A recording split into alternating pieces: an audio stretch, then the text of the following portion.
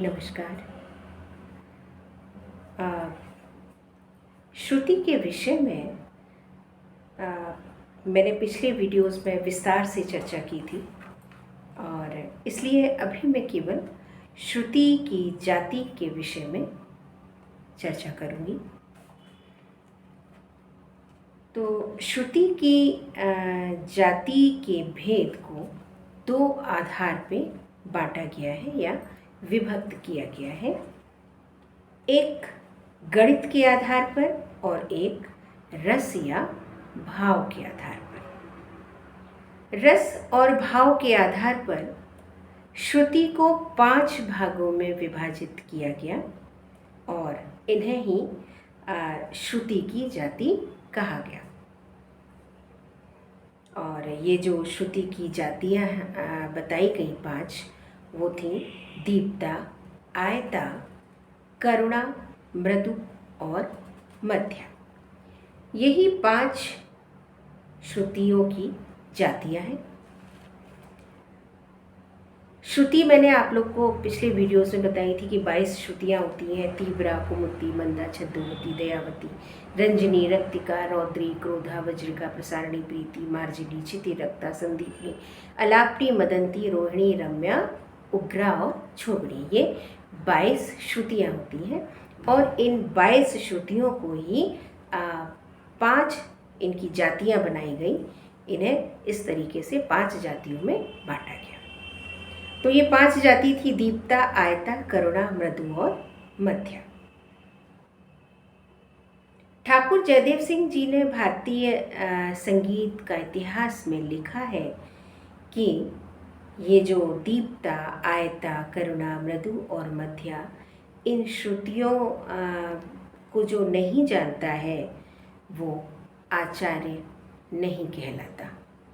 ऐसा ठाकुर जयदेव सिंह जी ने अपनी पुस्तक भारतीय संगीत का इतिहास में लिखा है। श्रुति का उद्देश्य अनेक प्रकार के रसों की उत्पत्ति करना होता है।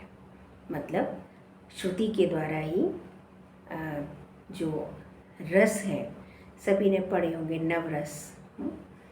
तो रसों की उत्पत्ति जो है वो श्रुति के माध्यम से ही, इसका श्रुति का उद्देश्य ही है रसों की उत्पत्ति करना। भरत मुनि के अनुसार श्रुति की 5 जातियां हैं और श्रुति की हर जाति से अलग अलग रस की उत्पत्ति होती है। ये 5 जातियां थी दीप्ता, आयता, जैसा कि बताया था अभी, मृदु, करुणा और मध्य।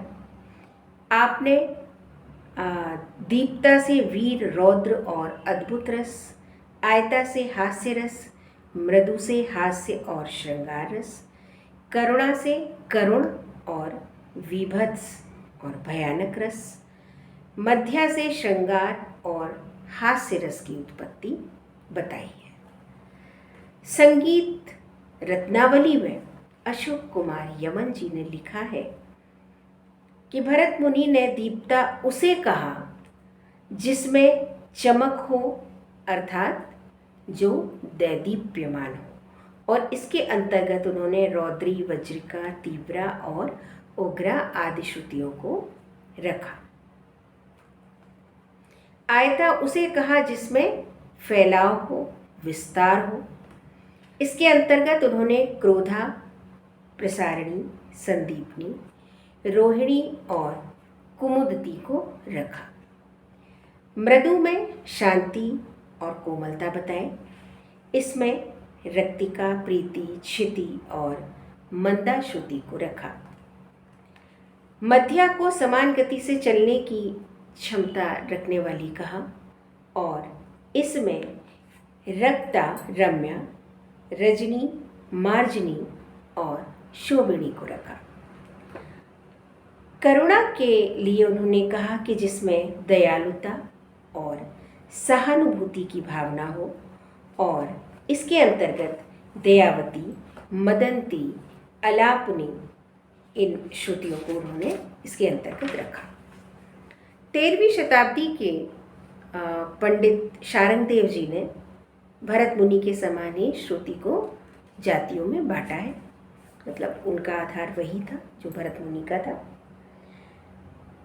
पंडित अहोबल ने अपने ग्रंथ संगीत पारिजात में श्लोक 494 में यानी 494 में दीप्ता जाति में वीर अद्भुत और रौद्र रस, मृदु में श्रृंगार रस, आयता में हास्य रस, करुणा में करुण और विभत्स रस, मध्या में भयानक हास्य और श्रृंगार रस बताए हैं।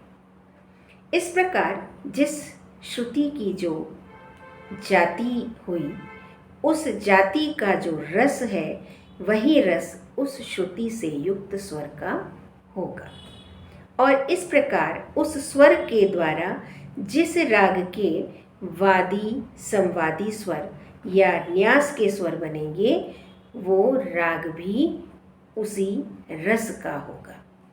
और तभी हम बताते हैं कि ये राग वीर रस का है या ये राग करुण रस का है। इसी के आधार पे हम ये बात बताते हैं। तो ये थी श्रुति की जातियाँ। आशा है आपको समझ आई होगी। मैं कोशिश करती हूँ कि जो भी चीज़ें जिस टॉपिक में आप लोग को बताऊँ वो किसने कही है, कहाँ से मैंने ली है, इस बात की पूरी कोशिश करती हूँ।